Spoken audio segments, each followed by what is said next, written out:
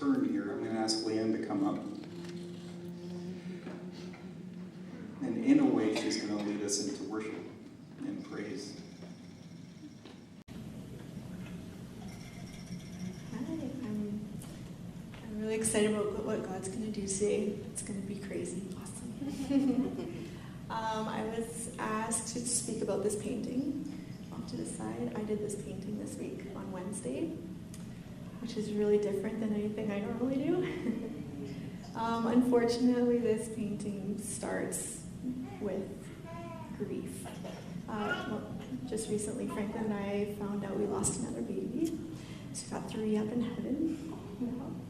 And that was the reason why I decided to paint, because I like to use painting as a way to express my grief and whatnot.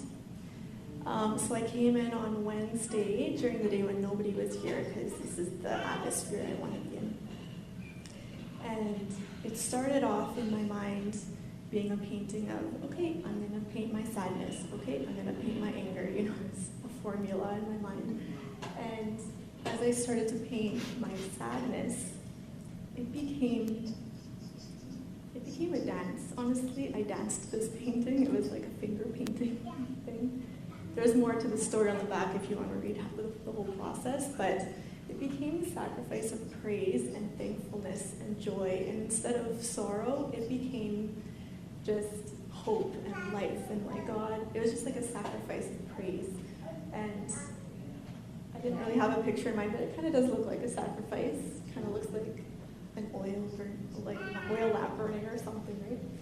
But I really feel like if there's anybody here that is going through a season of grief or mystery or darkness, where they're having troubles feeling God's peace and joy, or they're having issues feeling thankful in the season you're in, I feel like the Spirit wants to use the painting. And it might sound really goofy, but during worship, if you just want to go up and touch it, or like pick it up and dance with it, or whatever, I feel like the Lord just wants to bring goodness, peace, all these things that we might not be feeling. And I feel like, worship is going to be a sacrifice of praise today. And I feel like even though stuff happens that sucks, God is still good, and we can give thanks to Him for that. So,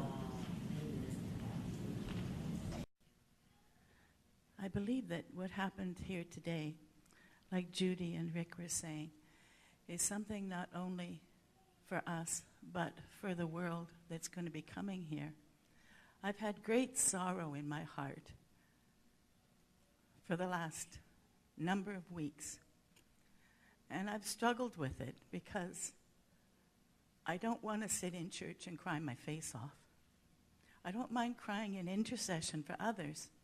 But to be able to cry for myself and my situation, I was struggling because there was no place for it in my walk with God or in my estimation of what church was supposed to be. When I'm in great sorrow and I come here, if I can't cry out in my sorrow here, then we're lacking. If I can't come here and be totally depressed, then we're lacking. I don't need people to pity me when I'm in great sorrow or grieving, because that pity divides me from you. It puts you on a different plane than me. I don't need you to tell me all my answers or where I've gone wrong, because that puts us on a different plane again. And all that does is reject. We don't have to be a church that has all the answers for every situation, because that makes us feel good, because we're always happy and everything is always wonderful in our lives. Well, Christ himself was a man who was acquainted with sorrow. And if we can't be a place of sorrow where people who don't know God can come in here and share their sorrow, then what are we good for? Only those who have nothing wrong in their lives. There's a world out there like that where nobody has anything wrong in their lives, We have to be the place where we know how to sorrow together. I don't know your answers for you. I don't judge you and say, I know what you've done wrong in your life, and that's why this is happening to you. All of those are old church things. We're a new church. We have to make a place for everything that we feel. I may be sorrowing, but I'm sorrowing in the palm of Christ's hand. And I need you to say, I don't know what's wrong, but I trust God for you while you're going through it. And I will sit with you and cry with you until you're feeling better. And it's okay for you to be full of joy while I'm crying my face off, because God is in the joy and in the sorrow. But we need it all.